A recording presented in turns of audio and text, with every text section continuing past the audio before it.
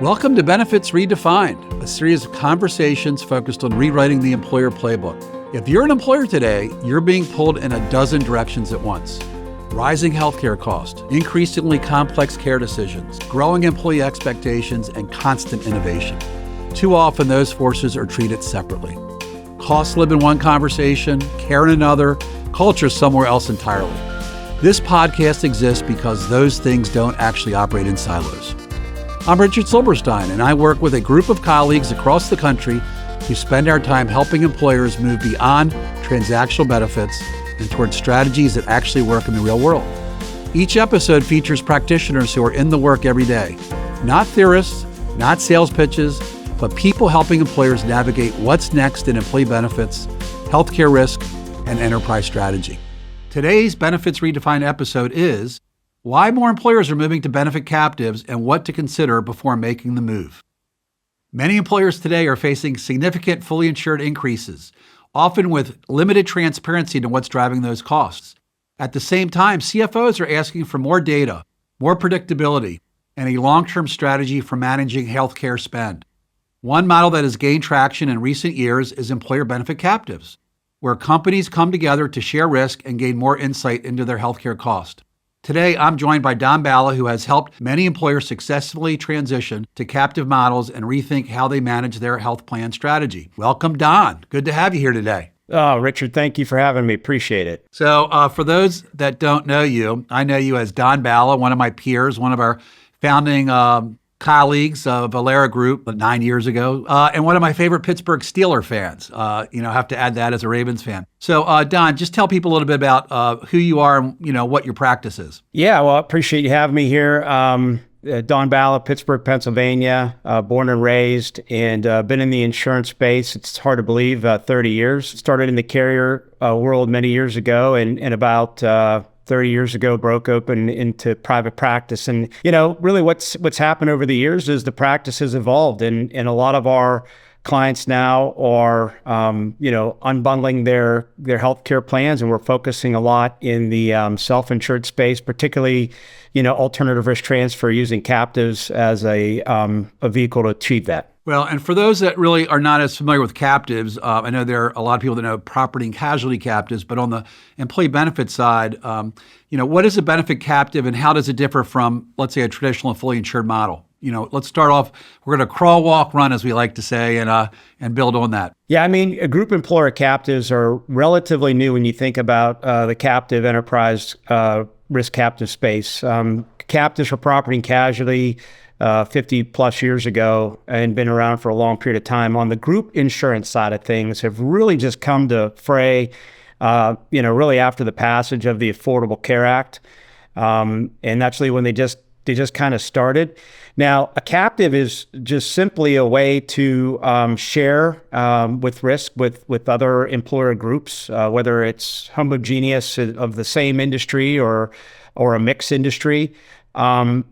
But from that perspective, the big difference between fully insured and a group insurance captive is the difference between a fully insured and a self-insured model. And the big thing about that is that in the traditional fully insured model, you pay $1 and you transfer all of that risk for that premium. The insurance carrier takes all the risk. In a self-insured model, the employer bears all that risk, but they purchase reinsurance to take care of the risks that they can't have prediction for. A reinsurance captive is a self-insured model, and it's a way for employers to participate in insurance carrier surplus and profit. So again, that's the only way they can do it, because in a traditional model, you're not risk sharing. You don't have any opportunity to get any money back of premium you pay. In a traditional self-funded model, you don't have the opportunity to get money back. But through a captive, you do because of that opportunity to participate in insurance carrier premium and profit. Yeah. And when I think about it, you have businesses that are, let's say, 100 plus employees, let's say 200, 300, and they're concerned about risk, having a bad year. They've seen those large claimants on their claim report. And the idea is if you're part of a 1,000 or 2,000 person group, you're going to have less volatility, and also you can have more leverage in terms of not just buying stop loss, but other benefits. So why are employers right now, I mean, what's going on in the marketplace that you've seen in terms of why that's kind of hot now at this time? Yeah, you kind of hit the nail on the head. It's scale. Okay, so mid-sized employers lack scale. So you're talking about 100, to 1,000 life employer specifically. They don't have the scale to be predictable by an underwriter or somebody managing or underwriting the risk to understand what their risk profile is. And so what that means is with the increasing cost of healthcare, with the increasing cost of claims, with the prevalence that we've seen that's going on with high cost claims, gene therapy, high cost drugs. I mean, having $1 million or a $2 million claim is not unheard of anymore. It happens pretty frequently. And so if you're a employer in that size, 100 to 1,000 lives, from an underwriter perspective, you're unpredictable. They can't predict that risk. And so joining with others, again, individually underwritten on your own risk profile, but joining and sharing some type of premium together through a reinsurance captive, you can offset some of that risk and become predictable and get scale through the insurance captive. And that's what people are facing now. Yeah, and you work closely with a lot of employers and especially the CFO, because HR is involved, but this is a financial decision. What are the odds of me winning and how much am I going to win? And some of the terms that we hear, especially with CFOs, is lack of transparency, large renewal volatility, desire for multi-year strategy, access to better data. So when you hear some of those terms, sort of share what's in your head or what are your conversations you're having with CFOs on those kind of things. Well, that's exactly it. I mean, the self-insured trend continues to increase. 10 years ago, 63% of employees were covered under a self-insured plan. Today, in 2025, 67% of employees are covered under a self-insured plan. So the trend continues to grow. And that's because, to your point, CFOs, people that are managing risk, people that have a fiduciary obligation under ERISA, need to understand where all the costs are. And the traditional models, fully insured models, just don't allow a CFO to understand where the costs are. They don't have optics into things like pharmacy. They don't have optics into the reinsurance costs that are embedded into the program. And so, when you become a self-funded employer and into an open architecture type of stratosphere, you're able to unbundle, in your words, demystify what's going on, have the optics of what's going on in your plan. And then once you know what's going on in your plan, you can then put programs in to manage the risk. So instead of going in a fully insured model where you're chasing a rate and negotiating a rate of insurance every year, you now can pivot the conversation to actually understanding your risk profile. Everybody's different. And then managing toward that, putting the programs in to address what's actually going on in your program. You can't manage something you can't measure. So if you have no optics into your program, you can't measure it. You're really just paying dollars and not knowing what you're paying for. And again, under ERISA, you have an obligation, a fiduciary obligation to understand that. We're so similar in so many ways. I was just thinking you can't manage what you can't measure, and then those words 100%. roll right out of your mouth. Right on my, yeah. That's right. So think also, I mean, for those people that are fully insured, and those people that are listening to this might be CFOs or HR people, right? Especially what we're seeing now. I know Brian, one of our colleagues, who was a former underwriter, talked about he's seeing fully insured rates trending like 20%, right? Some are getting single digits, but most are getting double digits. And then when they have a bad year, that fully insured carrier gives them a 30, 40% increase, right? But then the next year they have a good year, well, they're only going to get an 8%, right? So over time, they're just trending up, as opposed to this is a chance for them to sort of manage their dollars a lot smarter. So talk about what you've seen for people that go from fully insured to self-funded in terms of percent chances of winning and how they've performed, overall, from that standpoint. Yeah, I mean, the problem with the fully insured market is the timing of the rate that you're paying is off from where you actually had the experience. It's lagged 18 to 20 months. And so many times they say you're paying for the sins of the past. And then what happens, to your point, they're leveraging what those underwriters need, and just, you're never going backwards in the fully insured market, because you had a year that you deserve less. And so I think from a perspective of what are we seeing when people transition, what we typically do is we take somebody through a feasibility analysis, and then we kind of understand and put the metrics on their chances of winning. And then kind of explain that to them. But many times, in a lot of ways, we see people save money right out of the gate. Now, again, everybody's different, but what we average, we try to manage to a 3% trend line. And we have clients that are on a 0 or even a negative trend line. But if we can manage to a 3% trend line in a self-insured model, whether they're in a captive or not, I'd say that's a more palatable trend line versus managing to a 10%, an 8 to 10%, or 8 to 12% trend in a fully insured program. And there are those situations, and we're not going to give away our special secrets here today for some of our competitors that might be listening in, but there are tools that we have where we can almost like the insurance company sort of go out there and figure out, are there claims going on that that could impact the odds of them winning or losing. They can look at whether they should become part of a captive. I know you probably have clients that might look at it every year, every couple of years, and they're waiting for that year where they can launch, because once they launch, they're kind of in a better position going forward. But it isn't a no-brainer every year for everybody. It's just a matter of timing, any large claimants going on, right? So you want to talk about that for some of your clients that you've had where they might be patient with you for a few years and then it's perfect timing, and others where it's like rock and roll, let's go. Yeah, we've had that happen numerous times where we've had clients that wanted to jump from the fully insured market to the self-insured market, and we've told them, hey, it's not the right time.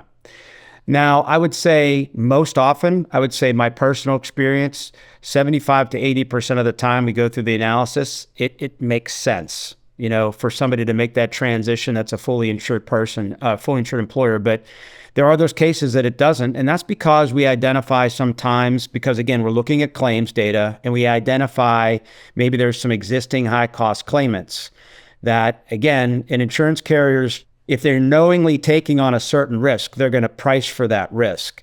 And so there's certain provisions, and everybody gets coverage, but they might put a particular higher threshold of coverage on those individuals that might increase the employer's responsibility on that particular individual or individuals. And so when you factor in all those things into your analysis, sometimes, like I said, in that 20 to 25% of the time, it doesn't make sense. Other things we've seen too is in situations, sometimes when they get that fully insured renewal where there is no room, and it's the one that's a 20 or 30%er, there is no room. The market, there is no place to go in the market. There is no rate relief from the existing incumbent carrier. That is the year. Begrudgingly, CFO says, I guess I got to go. I mean, and but really then they sometimes cross that threshold and they realize they end up performing well, because these things are cyclical. And if you looked at your risk profile and you looked at it in a 5 to 7 year arc, you're going to have a couple good years, you're going to have 1 or 2 bad years, and you have some, expected years. That's just risk profile in that marketplace that we're talking about, where 100 to 1,000 lives is it's just not predictable. And so I would say the experiences are varied, but we do find that sometimes it doesn't make sense to jump all the time into a self-funded model. Right. And not that we want to get too much in the details and the weeds, but I think it is important for some of the people listening is sometimes you help clients move from a fully insured contract to maybe a level funded, where they get more of their claims experience, so that so they can sort of go to Vegas and know that my odds of winning are 90%, right? As opposed to not really knowing those odds. I mean, there's odds actuarially, but like we say, there's a 95% chance of winning. Well, they want to make sure they're not that 5%, right?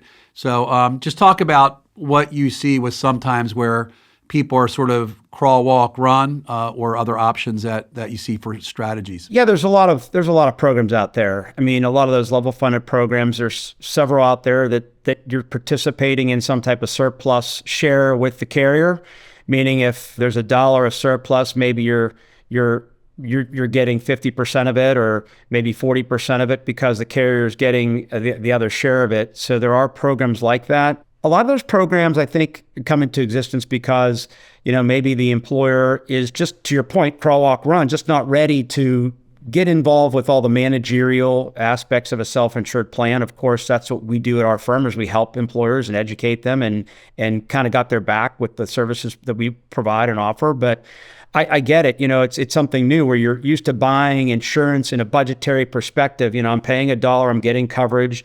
I set it and forget it. I put this price in place, and then I worried about it 90 to 120 days before expiration, and it starts out at a 30, and if I get it down to a 10 and I have to sell that to the owner, you get it. So I think that there's these products that have been created by insurance companies to help people along that way. Again, remember, and we don't work for the insurance companies want you to stay in these models. Okay. Insurance companies want you to stay or retain in the programs that they control, where maybe they're not giving you as much information, because information is power. And when you have that information, you can more effectively manage your dollar. And so from an insurance company's perspective, as a sheer business model, they want to retain that. And so these models, traditional fully insured, where there's little data that's going back to the plan sponsor, quite frankly, that's kind of where they want you, so that you could be an uninformed buyer. Yeah.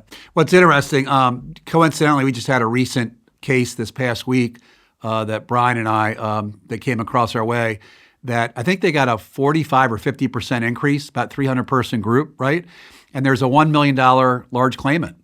And everybody's like, you don't have any options. And, we had a team meeting and decided it'd be better for them to go to a captive, have $1 million laser on that one large claimant, and get drug rebates and programs. And it was like a $500,000 savings. So it's just interesting. It's if you have questionable claims, it's never no. You should really kind of really get the right consulting firm to look under the hood. Hey, when you think about what size you're talking to employers about, I know you probably have a certain market segment, but what's the range where you see people in captives? Because at a certain size, employers maybe just go all self-insured by themselves, right? What do you normally see from that standpoint? Yeah, I think first and foremost, our target market is probably, it's that 100 to 1,000 life space for a group insurance captive. Again, that number on the top side is increasing, and there's obviously now other types of captives that are coming out that we're working on that are working with larger employers, because again, larger employers, if you're 1,000 lives or even 2,000 lives, you are still buying reinsurance. You're still buying a stop loss policy that you're going to insure and pay for something up until a certain threshold. And so regardless of where you are, if you're buying that type of a stop loss policy to 1,000 or 2,000 lives, there is a captive market for you, because again, the captive market allows you to participate in the premium that you're spending for that risk that you're buying. And so it's the only way to get money back.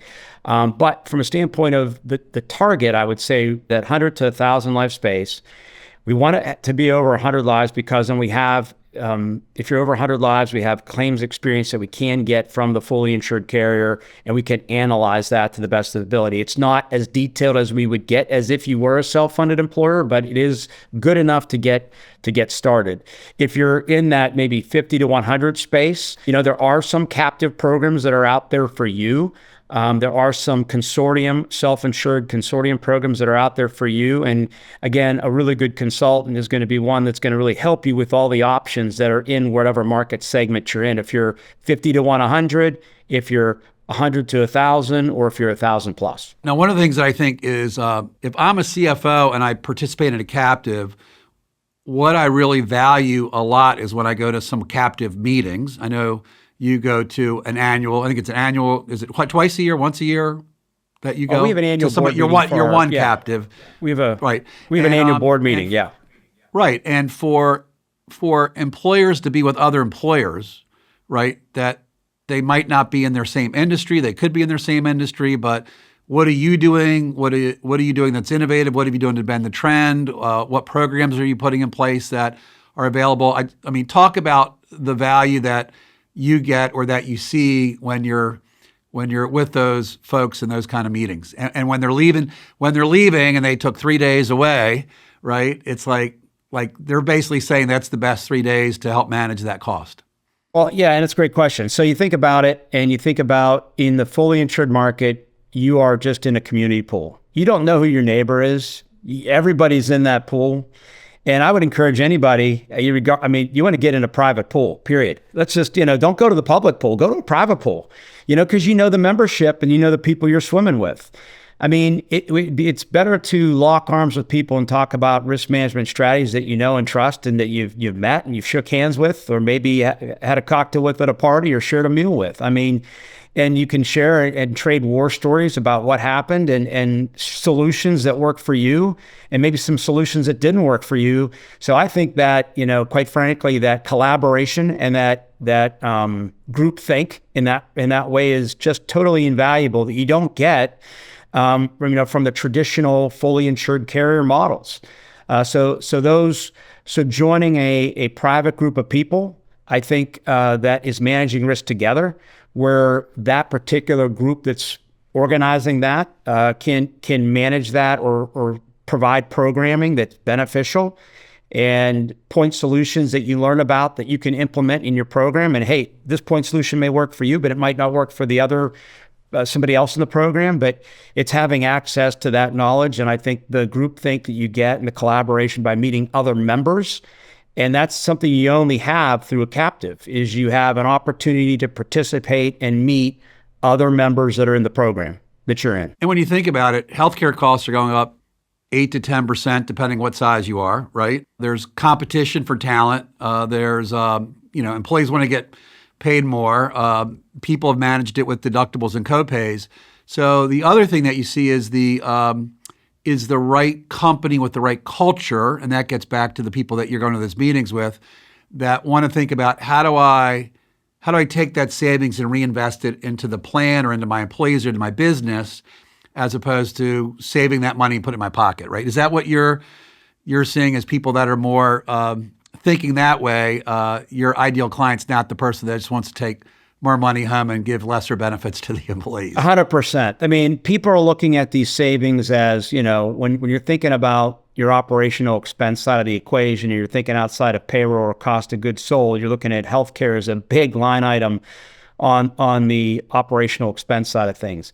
And so, when you think about this from two functions, you think about it from a function of, hey, if we can go find $500,000 through our pharmacy program, or money back in participation on our premium we pay in stop loss through a distribution through our reinsurance captive.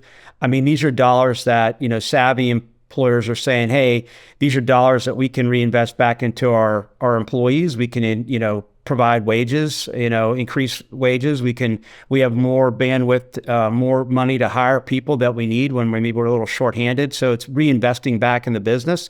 A lot of people look at it, quite frankly, too, on the M&A side of things, too. You think about it, if you can drive $500,000 to the bottom line of savings on some type of lever you were able to pull because you're a self-funded employer, and then you multiply that by, a 10 multiplier for an EBITDA multiple, and now you drove $5 million to the bottom line on the sale of your organization. I mean, people are looking at it that way of how can I increase the bottom line and the health of the organization, whether I'm planning on selling today or not. But private equity is a big thing out in the marketplace today, and that's something that's a consideration. I hate to say that we've had some really great success with clients like that. And we had this one client that was $1.6 million below budget 2 years in a row. And they said, hey, now's the time to, we were going to do that, but now's the time to do that. So we were happy to help them move on and lose a client, but, watch them have success from that standpoint. So we might have some listeners today that are in captives now, like they've been in a captive for a long time. And they say, hey, we've been in this for a long time, or we're in a captive that's affiliate with our P&C captive. And, we really have been in it for 5 years, 10 years. We haven't really looked at it. Why should somebody that's in a captive now, in that space of not just fiduciary, but also the marketplace has changed, why should they do a review? Or what will they find if they do a review, or what have you seen? Well, 15 years ago, it was like, hey, I just want to get in a captive, right? That was like, what's that? And people jumped in it. And What's happened over the last 15 years? There's a lot of Me Too's or Johnny Come Latelys. So there's a lot of people that said, "Hey, we're going to start getting the captive business." Quite frankly, there's a lot of people in the captive business that's a glorified sales organization, and they're just selling you, into the program, and maybe they have private equity money that's backing them. I mean, there's a lot of stuff that's going on in the captive space today. I would say a lot of things when you're looking at a captive partner, a lot of things to evaluate and consider. And every captive, just because you're in a captive doesn't mean they're all good. Then that they're all created equal. They're not. There are a lot of captives out there that have been up and around for a handful of years and then have had problems where they've had to go to their members and have substantial collateral calls and things like that because they just weren't well funded or they bought risk. I mean, the thing you have to think about when you're underwriting insurance captives, you're definitely joining a group, but you have to have a good risk partner. Who's underwriting the risk that's coming into the captive? Is that some independent sales organization's underwriter, or is that a reinsurance carrier's underwriter? I mean, these all so many things to consider. How do you get your money out of the captive? Do you have to wait 5,000 years to get it out? Again, P&C captives are a lot different because of the tail on a lot of those policies. The group benefits captives world does not work like the P&C captive world. They're very different. But you shouldn't have to wait, 3 years, 4 years to get your money back. Right. A lot of captives don't let you have a decision in how that happens. So I think there's just so many different models out there. It's really important to get with an advisor or consultant that knows the space, and somebody that has a lot of experience in that, maybe even is managing their own captive for some shape or form. So if I'm fully insured, and this is very helpful for me to understand because I had somebody trying to sell me a captive versus really understanding all the moving parts. What's the timing? Because when you think about it, most people get their renewal like 60 days, 75 days before, and they just don't, they get bad news. They just don't have time to react, especially if you're implementing a self-funded program. So what's your advice to a fully insured plan, a CFO, as to, when to start having the conversation or being ready to engage in that discussion, right, from that standpoint? Yeah, I would say ideally, to your point, it's a mind shift. Again, because many employers are, they get through their fully insured renewal and they wipe their brow and okay, now I can go focus on something else. And then 9 months later it comes around and the renewal calendar is ticking and they're like, oh my gosh, I got to buy healthcare again. And so it becomes just, again, chasing a rate and not managing the spend of the health of your employees. So ideally, Richard, the ideal thing for a CFO or somebody in that space would be to wipe their brow from that fully insured renewal and then say, okay, I'm going to be strategic about it this year, and then devise a plan to start the process then. And I would say, hey, start that process when you don't have the renewal gun, ideally with the renewal gun pointed at your head, where you have to make some decisions. You can be strategic about it. You can interview partners. You can learn about it and make a good decision. Because sometimes if you make maybe not the best decision out of the gate, you're kind of stuck for a little bit, and there's things you have to unwind along the way. Right. So ideally, start right after you complete your fully insured renewal cycle. So if you're in January, get through January, wipe your brow, but February 1, roll up your sleeves and think about this strategically for the upcoming year. Now, that said, on the flip side of the equation, if you are that person that got your renewal and we're kind of done at the 75 or 60 day mark, if we have your data and you're in that market size, we can price your insurance out and give you a price, an evaluation, feasibility study, and kind of show you. Remember, joining an insurance captive in the right situation, you don't have to change your carrier network. If you're with Aetna today and you're using Aetna, or if you're using Cigna today or the Blues, you can still use those networks. When you become a self-funded employer, you don't have to change your plan design. Or well, hey, I got to go talk to the union now because the CBA says I have to have a $10 copay and I'm moving from Aetna to Cigna, and the Cigna plan that I want has a $15 copay and I got to go get permission from the union. That doesn't that doesn't exist when you become a self-funded employer. We can match the benefits that you currently have. That's a separate discussion. So outside of benefits and network, all we're really talking about is a financial model behind the scenes. So you can stay with those carriers. Those names can be on your insurance card that your employees carry. You don't have to worry about getting buy-in from your employees about network change or doing a geo-access match and disruption. It's really a financial decision behind the scenes that's really amongst the leadership team of your organization. So Right. a long-winded way of answering, you can do that, we can do that at the 60-day mark and get you priced up and ready to go for the renewal. And for those that want more information, you can check out the show notes and the landing page, because one of the things that I think is a great tool that our team has is a self-funded feasibility study, where we have these tools that the insurance companies use that, you load up your census and the Monte Carlo, whatever, how many employers, right? But, what people want to know is, what are my odds of winning? And then what's that dollar amount? And Don, you have a lot of conversations where CFOs are like, not worth it. But at some point, when those odds get to a high percent and the dollar amount gets large, that's where they say, hey, let's figure that out. I think the most important thing is that fully insured rates continue to go up. There's a lot going on in the marketplace. And so this is just a way to have basically a more strategic approach to managing your cost, and to have somebody like you who's an expert, Mr. Captive. It's nice to know that you and your team have that expertise. When you think about this year and you think about the captive space, any parting words or anything that you've seen from your captive meeting that you think people should know about as we wrap up? Yeah, I would say that the biggest focus, again, the captive is just really a financial way to buy reinsurance, and really it's a self-funded way to manage and participate in the surplus and insurance carrier profit. That's really all that the captive is. But becoming a self-funded employer is really the way to really start to manage what's going on with your healthcare program and begin to pull levers that make an impact. The biggest lever we're finding right now is pharmacy, where people can make a difference. There's so many opportunities out there in the areas of pharmacy. It's exciting to talk about, because this is really making a difference for employers out there. And I would say it's the biggest thing that we're doing right now. But in order to get in the game and be able to manage pharmacy spend, you have to become a self-funded employer. And so to your point, going through the feasibility study and gaining an understanding if the financial model makes sense, and then making the decision to jump over and become a self-funded employer and then start to manage risk as opposed to chasing rate. Yep. Well, listen, we're at the end of our time. I want to thank you for being here today. It was great spending some time with you, and look forward to having further conversations during the year about what's new and what's going on in the captive space. Appreciate it. Thank you very much, Richard.